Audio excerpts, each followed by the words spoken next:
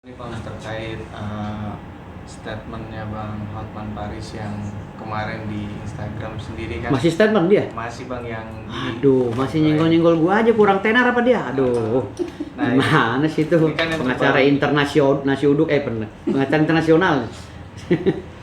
Yang terbarunya kan dia bilang katanya abang hanya tukang jual yang mengaku-ngaku punya gunung uranium dan terus kan gimana tuh Bang menanggapinya Bang terkait Kalau bahasa dia begitu, gua sanksikan dia sebagai pengacara nasi goreng ya, apa? Internasional. Gua sanksikan dia sebagai pengacara profesional dan internasional. Kenapa? Karena statement dia itu bagaikan orang bodoh hukum, orang yang tidak mengerti hukum. Kalau orang yang ngerti hukum, gua tuh udah video gua udah beredar berapa kali di media TV dan gua udah bawa datanya semua. Kepemilikan gunung gue tuh udah nggak bisa dibantahkan. Kenapa? Karena perusahaan-perusahaan yang ngambil tanah klien gue itu udah gue somasi. Dan gue udah pampang petanya di televisi, di berbagai podcast. Ya, jadi kalau dia berbicara statement seperti itu, dia seperti pengacara yang baru belajar, yang nggak ngerti. Mungkin lebih rendah dari itu, lebih rendah dari pengacara yang baru belajar. Kenapa? Kalau menurut gue sama seperti bukan pengacara gitu loh. Kenapa? Karena seorang pengacara kok statementnya seperti itu gitu. Sangat kasihan. Jadi nanti takutnya kliennya kalah. Pantesan kemarin waktu dia saling menggugat masalah emas, ya emas antam kalau nggak salah, dia kalah. Pantesan karena kualitasnya ya Allah down banget, grade-nya tuh aduh jatuh banget gitu loh. Pengacara sekelas dia statementnya harus begitu. Jadi menurut gue kayaknya harus hati-hati nih. Masyarakat harus hati-hati pakai jasa si Hotman ya. Kenapa? Karena kalau nggak hati-hati ini bisa rusak. Kasihan kliennya, udah ngabisin duit kan, kalau minta duit kan operasional besar tuh. Kalau orang miliaran kalau nggak salah. Kasihan. Kenapa? Karena yang gue lihat itu dari cara bahasanya, artikulasinya, cara pemahaman hukumnya jauh banget bumi dan langit dengan gue. Lebih cerdas gue daripada dia gitu. Jadi artinya wajar kalau berbagai kasus dia kalah, wajar. Beda dengan gue berbagai kasus menang terus. Walaupun ada yang kalah juga gitu, tapi nggak besar separah dia gitu. Dia nangani kasus apa? Teddy Minahasa kalah, ya kan? Nangani kasus emas kemarin kalah triliunan kan gitu. Nah sekarang nangani lagi Haritanu Sudibyo kan, ya mungkin kalah juga kali nantinya kan gitu. Jadi kasihan banget bagi klien-klien ya yang memang pakai jasanya Hotman, dampaknya besar banget. Jadi dia mempromosikan diri dia seakan dia hebat, ya. Tetapi dalam berbagai kasus dia kalah, termasuk dia melawan gue dengan laporan dia atas tuduhan pencemaran nama baik yang dilakukan oleh Bung Rasman, Dr. Ran. Itu juga sampai sekarang nggak bisa ditahan Dr. Ran, gitu loh. Dia ngelawan gue tuh udah chaos lah.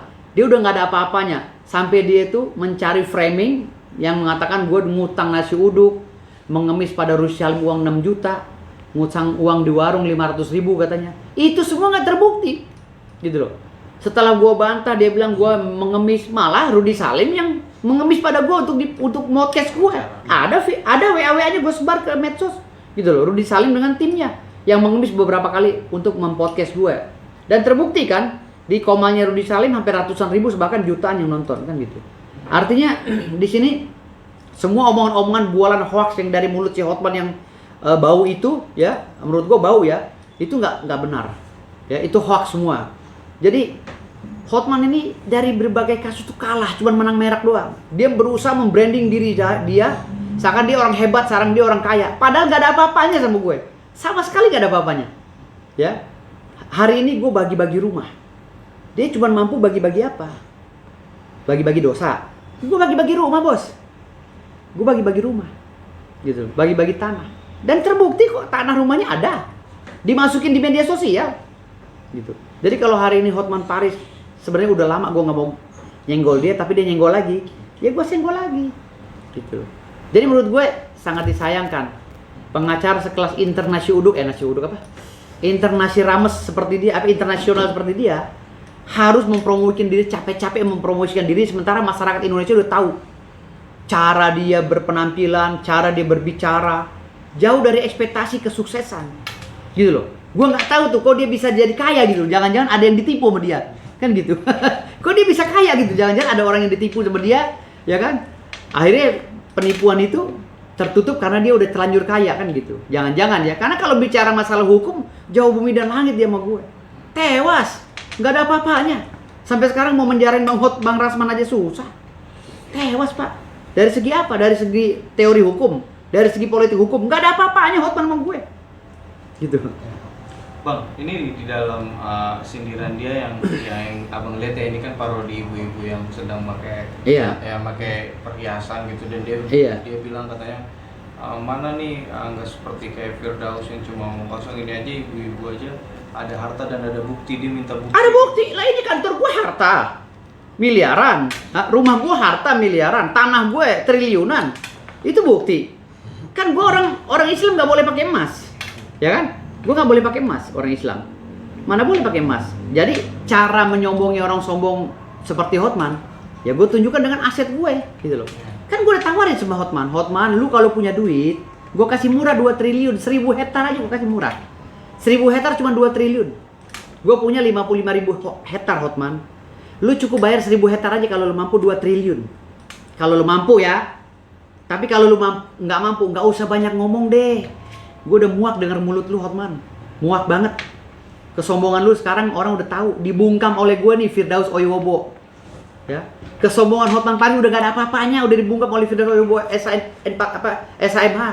Ya, nggak usah berbicara sombong deh Hotman, orang udah tahu semua kok lu kalah sama gue gitu. Kalah dia, dari segi apapun kalah. Bang, ini kan kemarin juga dia sempat nyindir bahwa terkait yang lahan abang yang di puncak itu, Bang. Mungkin bisa dijelaskan, Bang? Mungkin. Lahan di puncak itu sekarang dalam proses gugatan. Kemarin juga Edi Mulyadi juga udah datang sana ya, karena ada banyak lahan juga yang tumpang tindih. Itu udah proses ya, BPN juga gue gugat kemarin. Dan sekarang dalam proses gugatan di Pengadilan Negeri dan Pengadilan Tata Usaha Negara di Jawa Barat. Jadi itu sedang berjalan. Dan gue punya datanya, sporadik ada, surat tidak sengketa ada dari lurah, dan siap gue buka di depan si Hotman. Ya, gue jual murah itu kalau Hotman mau 50 miliar aja kalau dia mampu, 500 meter. Ya, kalau dia punya duit 50 miliar gue kasih murah. Ya, artinya memang itu tanah yang itu memang sebenarnya punya abang ya, Bang? Punya gue semua, cuma punya memang gue. Ada. Ya kan tahu sendiri Indonesia ini kan banyak mafianya. Tahu-tahu kita udah punya tanah, ada surat, tahu-tahu dibikin lagi surat baru gitu. Ini sekarang lagi gue gugat gitu. Nah, mereka ada yang ngajak damai gue, tapi gue nggak mau. Gue mau meluruskan kalau emang ini salah, benar-benar gitu. Artinya tetap berjuang ya, Bang, ya? Tetap berjuang. Tanah gue lah gimana? Di situ justru nggak ada nama Hotman. Berarti Hotman kan susah, nggak punya duit apa-apa, cuma menang keluar-keluar doang. Mana ada? Di Gunung Parung nggak ada nama Hotman. Di Puncak nggak ada nama Hotman. Kalau gue di Puncak ada 3 lokasi, 4 lokasi tanah gue atas nama gue semua. Ya kan? Ada yang sekian ribu meter, ada yang sekian hektar, nama gue semua. Gitu loh. Dan itu terbukti. Kalau nama Hotman apa? Hah? Keluar-keluar doang, cuma ada di Kelapa Gading, rumahnya yang rewot itu, yang gue lihat rewot. Hah? Cuma ada di situ doang. Kalau orang kaya nggak tinggal di situ, bos. Orang kaya nggak tinggal di situ. Gitu. Bang, ini Bang Hotman juga mengaku katanya sudah sembuh dari livernya dan siap untuk bertempur. Oh, kalau gue nggak ada urusan sama liver dia, urusan dia sama Tuhan, bodo amat. Dia mau mati, mau sakit, nggak ada urusan gue. Dia ngerasain. Jangan promo ke gue. Gue nggak ada urusan sama penyakit orang. Pokoknya gue urusannya masalah hukum aja. Bang, kemarin sudah ada tanggapan belum, Bang, yang terkait abang kan sempat bicara soal bahasa Inggris ya untuk bilang ke Hotman head to head gitu. Itu gimana, Bang, mungkin? Enggak ada tanggapan dia, nggak ada. Dia nggak berani lah. Kalau gue kan Inggris member Inggris Inggris British. Karena gue kuliah di sastra Inggris kan, jadi nggak mungkin berani lah sekelas dia ngomong. Pasti dia Inggris kejawen yang dipakai. Nah, Bang, itu juga tuh banyak yang bertanya tuh, Bang, terkait Inggris kejawen yang abang punya gitu. Mungkin masyarakat biar dikasih penjelasan. Kalau Inggris British nyebutnya kayak gue. Hello, how are you? Are you fine today? Are you fine today kan gitu. Kalau dia kan hello, how are you? Apa kabar kamu kan gitu. Jadi lidahnya masih lidah kejawen gitu. Jadi nggak bisa lah ngikutin gue kan. Gitu. Jadi lidah-lidah Inggris kayak gue ini susah ditiru. Berarti emang ada ya, Bang, ya Inggris? Ada Inggris kejawen, itu Hotman Inggris kejawen. Bukti lidahnya nggak kayak orang Inggris. Bang, kemarin terkait abang kan sempat berstatement punya bapak angkat dari salah satu tokoh 9 naga nih, Bang. Nah, mungkin gimana, Bang, itu siapakah tokohnya dan bisa diceritakan ke masyarakat? Bokap angkat gue itu adalah orang Tionghoa, keluarga besar 9 naga. 9 naganya siapa gue nggak akan sebutin. Karena 9 naga itu bukan 9 orang.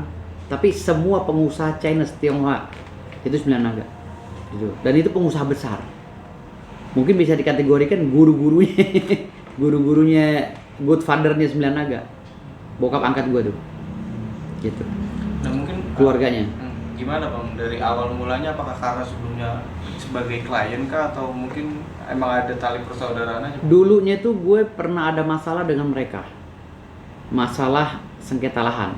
Dulunya gue belain masyarakat. Gitu loh.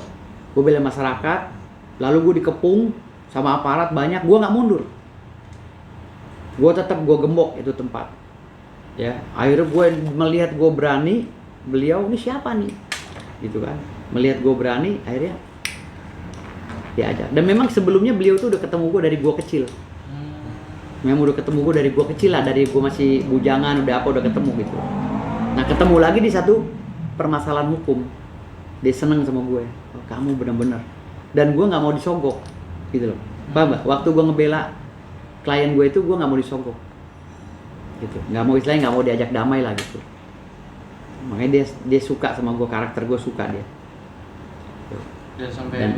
Dan dia pesen, kamu harus tetap jadi orang jujur, gitu.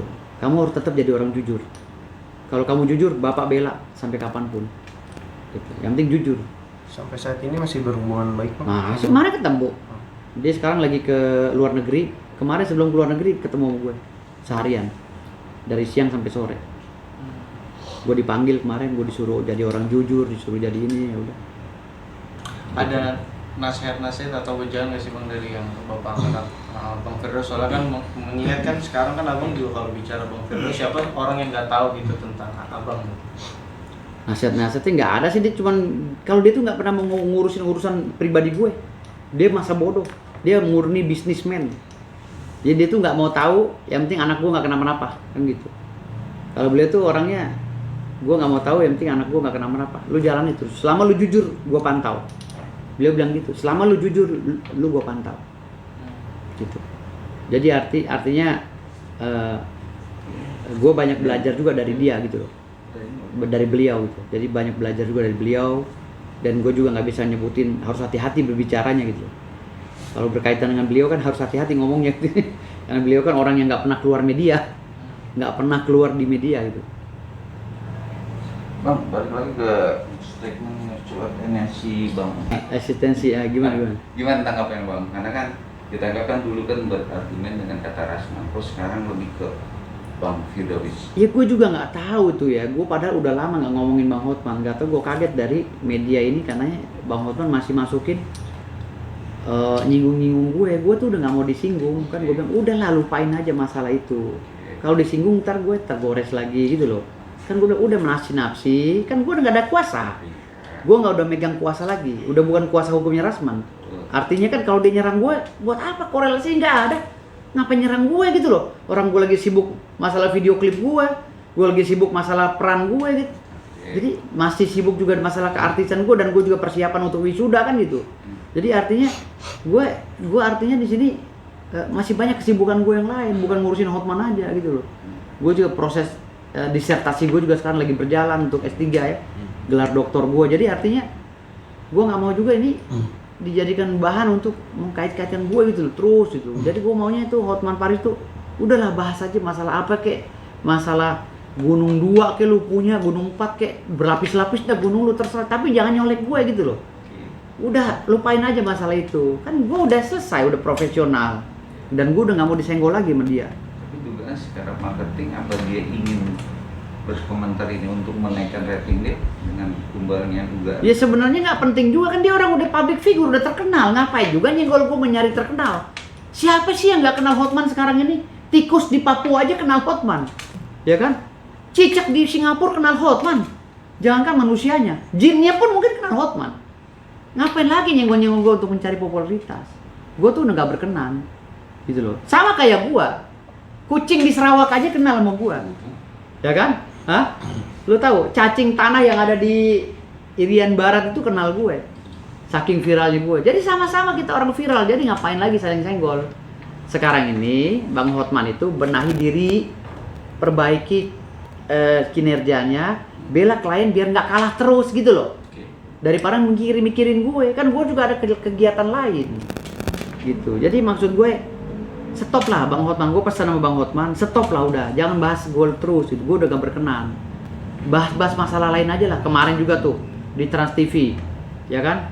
Gue udah gak bahas, dia masih nyinggung gue. Bos Sultan Uranium palsu katanya. Ngapain Sultan Uranium? Yang ngaku Sultan Uranium siapa? Gue ini cucunya Sultan Bima, nggak pernah ngaku Sultan. Gue ngakunya cicit kandung Sultan Bima, Sultan Ismail Muhammad Shah. Ya, bin Abdul Hadim bin Abdul Hamid Muhammad Shah, bin Abdul Hadim Muhammad Shah. Ya kan? Bin Alauddin Muhammad Shah, bin Sultan Hasanuddin Muhammad Shah. Gitu loh. Jadi gue tuh jangan disenggol-senggol. Tapi kan tanggapan sebagai praktisi hukum yang lain juga tanggapannya tidak bagus juga ya Bang, karena kontennya kan cuma hanya celotehan, bukan membahas Lah soal iya, materi. bukan membahas masalah materi hukum, nyinyir gue lah, segala warung lah ngutang diomongin. Gue kapan ngutangnya coy? Gitu loh. Gue kaget. Jadi akhirnya rate-nya bakal turun dong Bang dengan Hah? ya antara dua orang ini rate-nya akan turun dong Bang dengan komentar. Enggak, sebenarnya sih nggak ada yang turun. Gini loh. Hotman itu masih jadi pengacara yang terbaik di Indonesia. Oke. Masih lumayan terbaik ya. Masih lumayan, bukan terbaik banget. Ya, dibanding Pak Oto Hasibuan jauh bumi dan langit. Bagusan Pak Oto, kan gitu. Artinya si Hotman ini udahlah, dengan dunianya dia, dengan genrenya dia silakan jalan. Jangan nyenggol-nyenggol gua lagi. Karena kalau gua disenggol, gua orangnya jangankan gigi mundur, gigi 6 aja tetap gua tambahin lagi gigi 7 gitu loh. Kan gua udah bilang, gua gak ada takutnya. Walaupun dia promoin dia dekat sama siapa, dekat sama gua gak ada takutnya. Gua bilang gak ada takutnya. Sesente juga gua gak takut. Siap. Jangan coba-coba gua gas lagi gitu. Makanya gua bilang tadi sini, gua udah lupain tuh. Gua udah seminggu lebih ini gua udah lupain. Tetep nongol lagi. Hinaan-hinaan, sindiran-sindiran dia sama gua. Kan gua bilang gua udah gak berkenan dibahas masalah itu. Murahan banget gitu. Sekelas kita ini pengacara internasi uduk, internasi rames, ya kan? Internasional, Intel Panasonic. Masa masih ngebahasin masalah remeh-temeh? Coba carilah kasus-kasus besar, kita urus bersama-sama, ya nggak? Ya kan? Tingkatkan ekonomi biar anak istri seneng. Ajaklah healing tuh anak istri pergi ke Australia bareng-bareng tidur, di videoin. Jangan sekretaris aja dibawa-bawa, ya kan? Dikarungin sekretaris tiap hari kesono kemari dibuntel kiri kanan, tapi anak istrinya dijauhin, jangan. Coba sekali sebulan jalan sama anak istri, senang-senang. Tapi bahagianya jangan dipaksakan, bahagia beneran gitu loh. Kalau bahagia dipaksakan kelihatan kan mukanya sama orang. Bang, spill gitu Bang soal Bu Ida yang sudah mengecek lokasi yang udah tersebar nih bahwa dia benar-benar resmi dikasih rumah ke Abang. Udah dikasih rumah. Terus, udah. gimana Bang soal spill dia juga sudah mengecek lokasi sendiri Bang? Jadi lokasi yang ada di di Genta Buana Genta Buana Resort itu beda dengan lokasi yang ada di perumahan yang gue tangani. Gitu loh. Kalau Genta Buana Resort itu Genta Buana tempat syutingnya artis-artis. Itu sertifikatnya lagi digade di bank oleh Pak Budi almarhum. Gitu loh. Udah digade Pak Budi sertifikatnya. Beda dengan PT Citra Rosalen. PT Citra Rosalen ini perumahan klien gue, bos. Orang Aceh yang dikerjain sama LSM oknum, yang dikerjain sama orang-orang yang DP. DP 5 juta mau tinggal di rumah begitu. Halo, bangunnya aja bisa ratusan juta. Lu DP 5 juta, 7 juta mau maksa masuk, manggil LSM, ngedudukin rumah itu. Ya kan orang usaha jadi terganggu. Kasian gitu loh. Nah sekarang gua ambil alih lagi, udah setahun ini gua rampas itu dari tangan-tangan yang gak bertanggung jawab. Mereka gugat gue kalah. Ya kan? Mereka laporin polisi, klien gue kalah juga. Di polisi juga gue bilang, ada apaan bang? Lu manggil klien gue. Lu gak lihat ini ada izinnya lengkap, izin perumahannya ada, sertifikatnya ada apa ada. Maksud lu apaan? Mau intimidasi klien gue? Enggak bang, ini proses aja bang. Mau di BAP? Nggak bisa di BAP. Akhirnya apa? Stop sampai sekarang kan di Polda Metro Jaya. Nggak bisa, orang perumahannya ada, pondasinya udah dibikin, rumahnya pun ada yang udah dibikin. Gitu loh. Udah ada yang masuk rumah itu dulunya. Tetapi gara-gara dihasut, ikut-ikutan rombongan sana menggugat, sok-sokan. Akhirnya gugatan kan kalah sama gue. Gitu. Jadi benang merahnya yang viral soal Bu Ida ngecek itu salah lokasi dong? Enggak, itu benar itu rumahnya. Benar. Yang di sebelahnya itu yang rumah merah, Genta Buana itu bukan. Oke. Kalau itu tempat syutingnya orang-orang. Iya. Raffi baru ke situ. Raffi sama Ruben Onsu baru syuting di situ. Syuting, nggak tahu syuting apa di rumah situ Genta Buana. Iya, Oh. di rumah Genta Buana itu. Jadi Bu Ida tuh teman di videonya itu membedakan aja ini Genta Buana dan ini yang Iya, Bu Ida cuma ngomong, oh, ini loh rumah yang dikasih Pak Firdaus. Ini loh yang sebelah ini Genta Buana yang merah. Genta Buana itu yang sengketa. Gitu. Bagaimana perumahan sengketa? Orang rumah itu kan kalau mau bikin perumahan, izin prinsipnya dulu. Kalau nggak dirobohin sama Satpol PP. iya. Izin dulu, gambar dulu, apa dulu, dimasukin dulu ke PUPR. Baru bisa bangun. Gitu. Nggak mungkin orang kalau nggak punya izin, nggak punya gambar, nggak punya sertifikat bangun rumah di tanah orang. Sinting. Oh, tapi nggak bersengketa kan? Nggak ada sengketa. Kalau ada sengketa silakan aja naik ke media, ya kan? Kan memang gue lagi tunggu. Kalau orang-orang yang mau kan ada tuh yang ngejelek-jelekin di media sosial. Kan mau gue laporin polisi waktu itu. Oh, iya. Cuman klien gue nggak berkenan. Kata klien gue udah apalah, biar aja. Saya pusing urusan saling lapor-lapor, nggak ada duitnya katanya.